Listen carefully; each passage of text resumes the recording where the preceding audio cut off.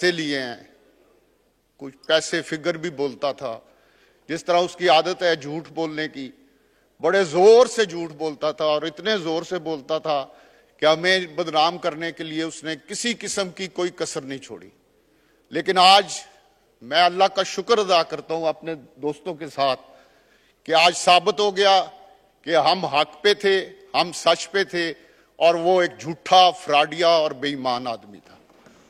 और हमारे खिलाफ जो भी उसने कहा, उसने हमें बदनाम करने के लिए पाकिस्तान में सियासत में जो वो कर सकता था उसने किया।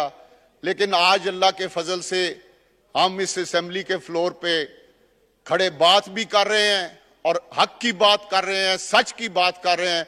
और आज वो किसी को मुंह दिखाने के काबिल नहीं रहा, क्योंकि उसने एक ऐसा जुर्म किया है जो आज तक इंडिया भी नहीं कर सका। उसने ऐसा जुर्म किया है जो पाकिस्तान के दुश्मन सोचते तो जरूर थे, लेकिन उनको अमली जामा जो है वो इमरान खान ने, इस शैतान ने, आप मुझे मना करते हैं कि शैतान ना कहो, अब तो आप भी मान जाएंगे कि वाकई ये शैतान है। नहीं, honourable leader of the opposition, लफ्जों का चुनाव ठीक रखें। लफ्ज शैतान में एक्सपंज करता हूं। सर, पीरजादा साहब कह रहे हैं कुरान में नाम है।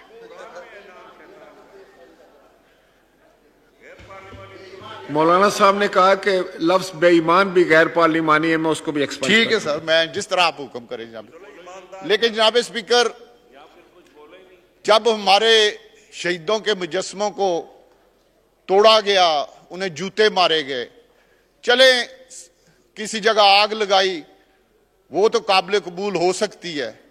लेकिन जो हमारे शहीद हैं, जो हमारी वजह से शहीद हुए हैं, जिनकी वजह से आज हम आजाद हैं, जिनकी वजह से आज हम पाकिस्तान में सुख की सांस ले रहे हैं, उनके जो मुजस्समे जलाए गए, हमारे जहाजों को जलाया गया जो हमारे फख्र के निशान थे, वो सिर्फ जहाज नहीं थे, वो हमारे फख्र के निशान थे, लेकिन उनको भी जलाया गया। या मैं ये एक बात जनाब स्पीकर जरूर करना चाहता हूं कि जो कुछ जितना बड़ा उन्होंने जुल्म किया है, जितनी पाकिस्तान के साथ दुश्मनी की है, अभी तक 1 महीना हो गया है, उस मुकाबले में उन्हें वो सजा नहीं मिली। और मैं आपसे रिक्वेस्ट करता हूं कि आप हुकूमत से कोई ये डायरेक्शन दें कि ये इस हाउस में बताएं कि इन्होंने 1 महीने में क्या इक़दाम किए। ये बहुत जरूरी है। अगर हमने इनका साफ ना किया मुल्क दुश्मनों का, और अगर हमने इनके साथ किसी किस्म की कोई नरमी अख्तियार की, किसी किस्म की कोई राय दी, तो वो मैं समझता हूं उन्हीं की तरह इस मुल्क के साथ दुश्मनी होगी। इसलिए मेरी आपसे गुजारिश है कि हुकूमत को ये डायरेक्शन दें कि वो इस हाउस को बताएं, आपके इल्म में लाएं कि क्या इक़दाम किए और आइंदा क्या इक़दाम किए जाने हैं। इस बारे में जरा आप रूलिंग दे दें। डिफेंस मिनिस्टर साहब हाउस में मौजूद हैं। Honourable leader of the opposition ने जो नुक्ता उठाया है, मैं चाहूँगा कि इंटीरियर मिनिस्टर और लॉ मिनिस्टर साहब तैयार होकर आएँ और कल हाउस में जो लीडर ऑफ द अपोजिशन ने पॉइंट उठाया उस पर वजाहती बयान दें। थैंक यू जी। Leader of the opposition. जनाब स्पीकर, अब बजट पे बात करते हुए मैं ये कहूंगा कि सबसे पहले बजट की कामयाबी का दारोमदार है सियासी इस्तेकाम पे। इस फितने ने जो मुल्क में जब से ये हुकूमत बनी, इसने एक दिन सुख का सांस नहीं लेने दिया। पाकिस्तान के शहरियों को, पाकिस्तान के जो इदारे हैं उनको हर वक्त इसने तकब्बर, गुरूर और हर वक्त पाकिस्तान को इसने कोशिश की कि ये किसी तरह स्टेबल ना हो। जब तक मैं वजीर आजम ना बनूं ये स्टेबल ना हो। आज सबसे पहले तो मैं अल्लाह का शुक्र अदा करता हूं कि आज पाकिस्तान सियासी तौर पे इस सियासी इस्तेकाम आ चुका है और अब हुकूमत को वक़्त डिलीवर करने का वक़्त आ गया है। अब कोई बहाना बाकी नहीं रह गया हुकूमत के पास, और हम उम्मीद करते हैं कि अब हुकूमत डिलीवर करेगी पाकिस्तान के गरीब लोगों के लिए, जो हमारी तरफ हुकूमत की तरफ देख रहे हैं, जो आज बड़ी मुश्किल के साथ जिंदगी गुजार रहे हैं। अब हमारे हुकूमत के पास कोई बहाना नहीं रह गया और जितना बाकी टाइम है इसमें ये सियासी काम जो है इससे फ़ायदा उठाएं और गरीब लोगों के लिए डिलीवर करें। जनाब स्पीकर, इसके बाद ज़राई सेक्टर में मेरा तल्लक फैसलाबाद से है। सिर्फ एक ज़राई यूनिवर्सिटी फैसलाबाद है या अयूब रिसर्च है जहाँ पे रिसर्च होती है, थोड़ी बहुत, वो भी उतनी नहीं होती जितनी होनी चाहिए, लेकिन फिर भी वहाँ काम हो रहा है। बाकी किसी सेक्टर ज़राई हवाले से ना हम वो बीज बना रहे हैं जो इंडिया बना रहा है, ना हम खादें आला किस्म की बनाने पा रहे हैं, ना हम बाकी किसान को मराद उस तरह दे जा रहे हैं जो कि हमें देनी चाहिए। क्योंकि स्पीकर अपना फिनांस मिनिस्टर साहब ने कहा था कि ज़राअत हमारी रीढ़ की हड्डी है, लेकिन उस रीढ़ की हड्डी के लिए जनाब स्पीकर वो इक़दामात नहीं किए गए जो करने चाहिए थे। हमें हर सूरत रिसर्च सेंटरों पे काम करना चाहिए। हमारे जो साइंसदान हैं वो उस पैमाने पे मेहनत नहीं कर रहे, कोई उन पे तवज्जो नहीं दे रहा और उसका नतीजा ये है कि इंडिया ज़राअत में पर एकड़ हर फसल में हमसे बहुत आगे है और हम उन्हीं के साथ एक जैसी ज़मीन है, एक जैसा पानी है, एक जैसा मौसम है, लेकिन वो तकरीबन हमारे से दुगनी पैदावार पर एकड़ ले रहे हैं जो कि हम नहीं ले पा रहे। उस पर हुकूमत को काम भी करना चाहिए। बजट में तो इतना नहीं सोचा, लेकिन अब हुकूमत को उस पर तवज्जो देनी चाहिए, उसके लिए फंड्स भी रखने चाहिए और कम अज़ कम ये मेयार मुकर्रर करना चाहिए कि ज़राअत में हम अगर इंडिया से आगे नहीं जा सकते तो उससे पीछे ना रहें और ऐसी मराद किसानों को दी जाएं ताकि हम ज़राअत में जो कि रीढ़ की हड्डी है उसमें एक नुमाया मुकाम हासिल कर सकें और एक ऐसी पोजीशन आए कि पाकिस्तान खाने पीने की चीज़ों के हवाले से खुद कफील हो। पाकिस्तान में कम अज़ कम कोई भी खाने पीने की चीज़ हमें बाहर से ना मंगवानी पड़े। एक तो उससे हमारे डॉलर बचेंगे और एक हमारी खुद मुख्तारी का एक निशान बनेगा कि ये पाकिस्तान वो मुल्क रहा है जिसने बाहर से कभी खाने पीने की चीज़ें नहीं मंगवाई थी। बदकिस्मती से पिछले दौर में ऐसे इक़दामात हुए कि हमें खाने पीने की चीज़ें बाहर से मंगवानी पड़ रही हैं। अगर हुकूमत इस सेक्टर पे तवज्जो दे तो मैं समझता हूँ इसमें हम खुद कफील भी होंगे और मुल्क के लिए बेहतर भी होगा। दूसरा जनाब स्पीकर, जो सबसे अहम सेक्टर है और उस सेक्टर सनती सेक्टर का तल्लक भी मेरे शहर फैसलाबाद से है। आप जानते हैं कि वो मैनचेस्टर ऑफ पाकिस्तान है, लेकिन बिजली और गैस की कीमतों में इतना ज़्यादा इजाफा है कि हमारे शहर में वज़ीर ख़जाना साहिबा बैठी हैं। मैं रिक्वेस्ट करूंगा कि जो सेक्टर की मैं बात कर रहा हूं ये पाकिस्तान की भी रीढ़ की हड्डी है और ये सेक्टर जो है ये अगर डॉलर लाने हैं मुल्क में तो ये सेक्टर सबसे नुमाया किरदार अदा कर सकता है। मेरे शहर में इस वक्त आधी से ज़्यादा लूमें बंद हैं, साइजिंग बंद हैं, प्रिंटिंग के जो मिलें हैं बंद हैं, स्पिनिंग मिलें बंद हैं और उसकी वजह बिजली बहुत महंगी है, गैस बहुत महंगी है और उस वजह से हमारा संतकार, हमारा मजदूर बहुत परेशान है। अगर हम इस सेक्टर को तवज्जो दे के दोबारा इनको चला दें, ये पहिया घुमा दें, तो मैं समझता हूं कि उससे पाकिस्तान को जो डॉलरों का मसला है, हमें किसी के पास जाने की जरूरत भी नहीं, हम खुद कफील हो सकते हैं अगर हम अपनी बरामदात को मुनासिब, जो कि बहुत कम रह गई हैं, अगर इनको बढ़ा दें तो ये सेक्टर, खास तौर पे फैसलाबाद में ये सेक्टर एक नुमाया रोल अदा कर सकता है और उससे बेहतरी आ सकती है। जनाब स्पीकर, महंगाई के हवाले से आपको याद होगा कि मजिस्ट्रेट होते थे, प्राइस कंट्रोल मजिस्ट्रेट। आज अगर एक चीज मंडी में 100 रुपए की है तो दुकान पे वही चीज 300 रुपए की बिक रही है। और हमारी हुकूमत, चाहे पंजाब की हो चाहे वफाक की हो, आप इस्लामाबाद को उठा के देख ले कि कोई चेक नहीं है किसी जगह। जो मिडल मैन जो क्रीम उतार रहा है, जो लूट रहा है, चाहे सूबे हो या वफाक हो, उसका किसी किस्म का जनाब स्पीकर कोई चेक नहीं। मैं ये मुतालबा करता हूं कि प्राइस कंट्रोल मजिस्ट्रेट का निजाम पूरे पाकिस्तान में बहाल किया जाए। दुकानों पे लिस्टें वेजा होती थी प्राइस की, आज पाकिस्तान में किसी जगह प्राइस की कोई लिस्ट वेजा नहीं। तो उस पर एक हुकूमत को खुसूसी तवज्जो देनी चाहिए।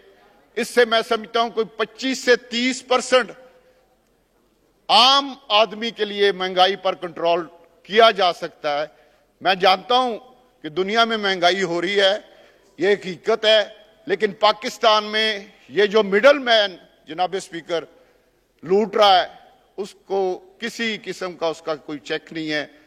मेरी ये गुजारिश है कि महंगाई को कंट्रोल करने के लिए और इकदाम के साथ साथ ये जो प्राइस कंट्रोल मजिस्ट्रेट हैं वो निज़ाम बहाल किया जाए और इस निज़ाम के ज़रिए लोगों को सस्ती चीज़ें मुहैया की जाएं ताकि गरीब आदमी अपने बच्चों को कम से कम रोटी तो दे सके, जो एक बुनियादी ज़रूरत है। अब जनाब स्पीकर, तलीम में जनाब स्पीकर पाकिस्तान का जो हाल है, मैं समझता हूं ना मुझे हाउस को बताने की जरूरत है ना आपको। जो हमारी तलीम जो सरकारी स्कूलों में है उसका भी हाल हम में से किसी से ढका नहीं है। और तलीम के लिए इन्होंने 70 अरब रखे हैं और 65 अरब रुपए चले जाने इनके अखराजात पे, और जनाब स्पीकर सिर्फ 5 अरब रुपया इन्होंने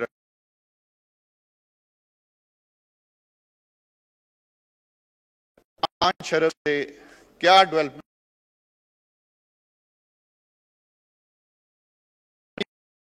पहले ही हमारे मुल्क में बुरा हाल,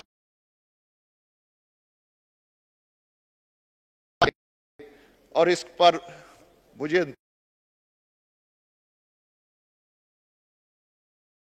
जो देनी चाहिए थी उस पर हमने जरा भी तो, और हमने जो मुल्क की तरक्की की चाबी है उस चाबी को गुम करने की कोशिश की है।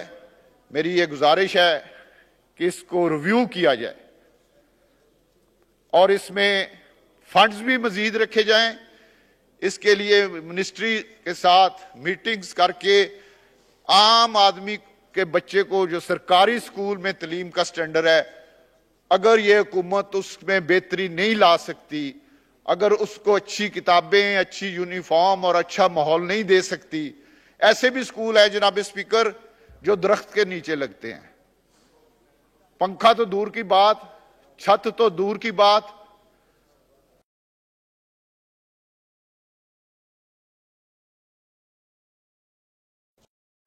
चित्राली साहब कह रहे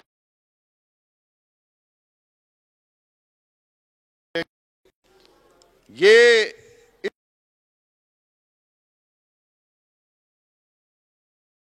करके तालीम के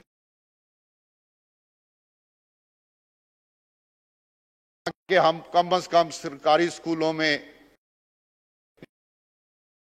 की टेबल्स और वॉशरूम, ऐसे बहुत से स्कूल हैं बच्चियों के जहां पे वॉशरूम नहीं है।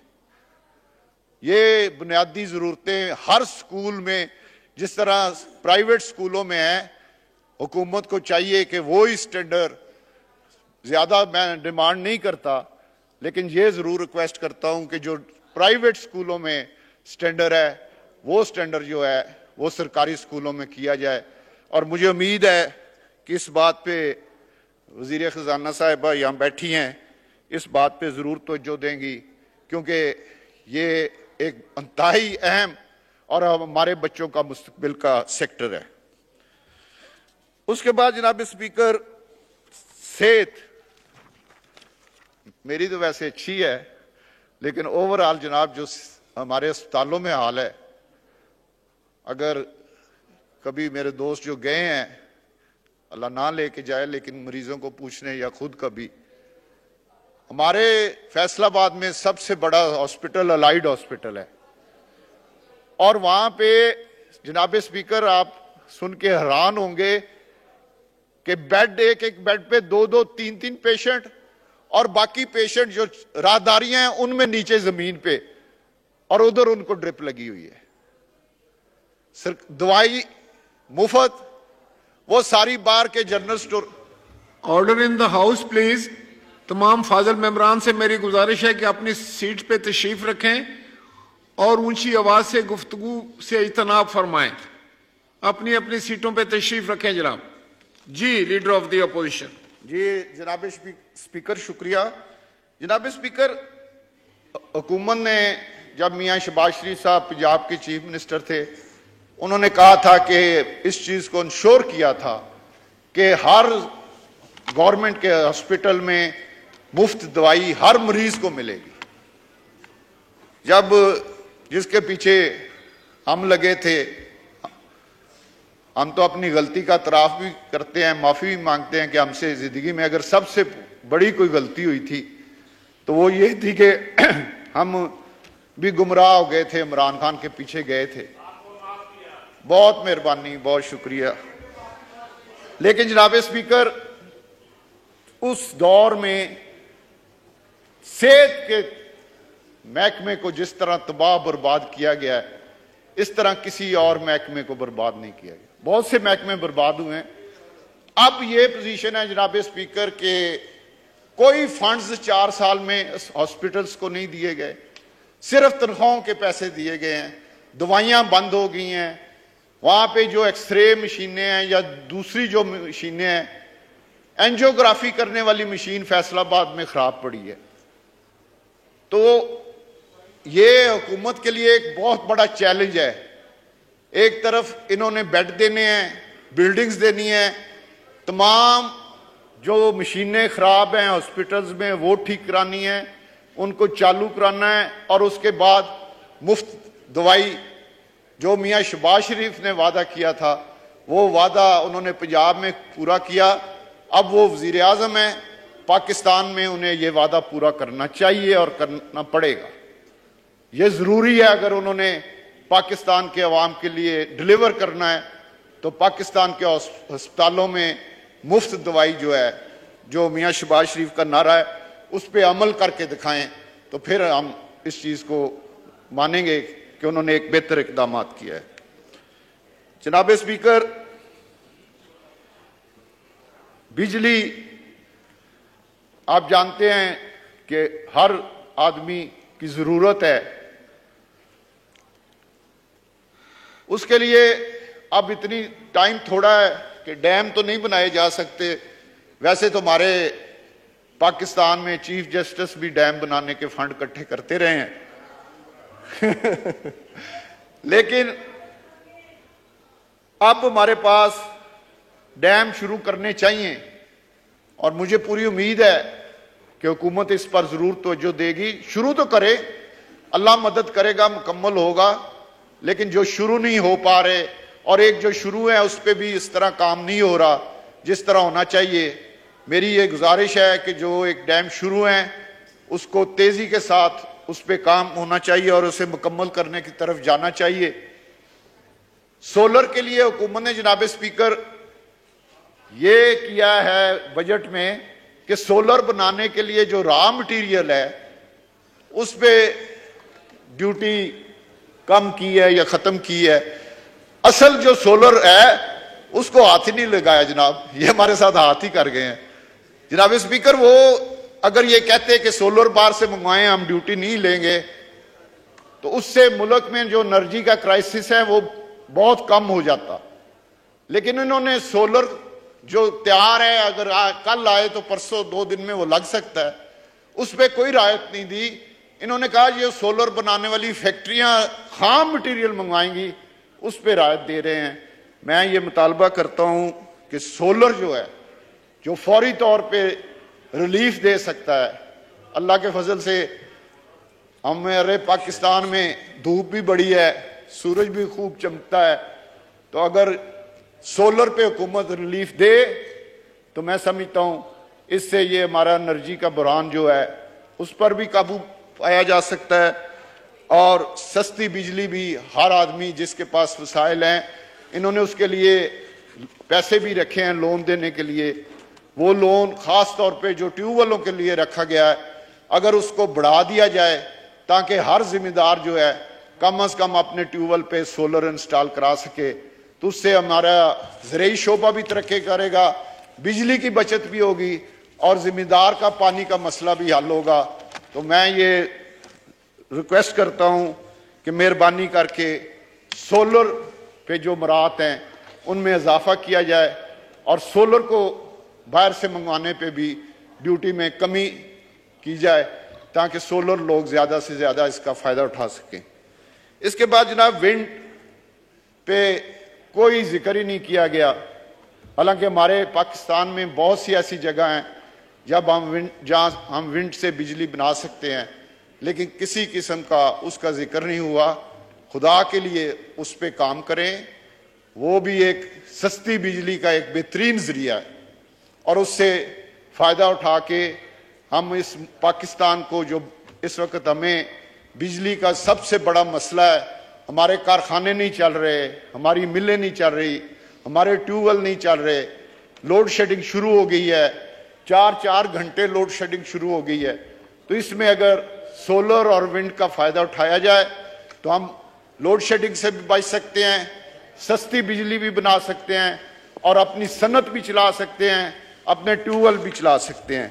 तो मेरी ये गुजारिश है कि इस सेक्टर को खुसूसी तवज्जो दी जाए, इसके लिए फंड्स भी रखे जाएं और इस सेक्टर को अगर हम बेहतर कर लें और इस सेक्टर में अगर हम मज़ीद फंड्स रख लें तो हमारा एक बहुत बड़ा मसला हल हो सकता है। मेरी ये गुजारिश है कि इस पर खुसूसी तवज्जो दी जाए। इसके अलावा जनाब स्पीकर, हमारे जो मदनी वसाइल हैं, बदकिस्मती से हम उनसे वो फ़ायदा नहीं उठा पा रहे। जितने हमारे पास हैं वो उनका अगर शुमार लगाएं तो दुनिया में कम मुल्क ऐसे हैं जिनके पास इतने मदनी वसाइल हैं, लेकिन हम उनका फ़ायदा नहीं उठा रहे। हुकूमत को चाहिए कि अपने मदनी वसाइल पर भरपूर तवज्जो दें और उन हमारे जो दरिया, समुद्रों के अंदर और पहाड़ों के अंदर अरबों डॉलर के, वैसे हम IMF के पास जा रहे हैं 2 अरब डॉलर के लिए और अपने अरबों डॉलर हमारे पहाड़ों के नीचे पड़े हैं, उनके लिए हुकूमत कोई इक़दाम नहीं कर रही, ना पिछली हुकूमतों ने किया है। उन पे खुसूसी तवज्जो देनी चाहिए। अगर हम अपने मदनी वसाइल को अपने इस्तेमाल में ले आएँ तो ना हमें किसी से कर्ज लेने की ज़रूरत है, ना किसी IMF के पास जाने की ज़रूरत है, और जो हमारी गुर्बत है, जो हमारे पे कर्ज हैं, हम उस दोनों को एड्रेस करके बेहतर कर सकते हैं अगर इस पर हुकूमत खुसूसी तवज्जो दे, इसके लिए फंड्स रखे और इनको बेहतर करने के लिए इक़दामात करे। उम्मीद है कि ये इस मसले को सीरियस लेंगे और इस पर इक़दामात करेंगे। जनाब स्पीकर, हुकूमत ने एक अच्छा काम किया है कि 30 से 35% तनख्वाह बढ़ाई है और सरकारी मुलाजमीन को बड़ा अच्छा पैकेज दिया है। मैं इस चीज़ का इतराफ़ करता हूँ, लेकिन इसके साथ साथ जो पेंशन वाले हैं, जिनका और कोई इस ज़िंदगी के उस उम्र में कोई ज़रिया माश नहीं है, उनकी पेंशन जो है वो 17 0.5 बढ़ाई गई है। मैं ये हुकूमत से रिक्वेस्ट करता हूं कि मेहरबानी करके इसको भी 30% पर ले जाएं, ताकि पेंशन देने वाले लोगों को एक माकूल महंगाई में इजाफा हो सके और वो उसका फायदा उठा सके। आईटी सेक्टर को किया गया एड्रेस, अच्छी बात है, लेकिन अगर आईटी सेक्टर को मजीद एड्रेस किया जाए, मजीद इस पे इन्वेस्टमेंट की जाए, ये हमारा फ्यूचर है, हमारे नौजवानों का फ्यूचर है।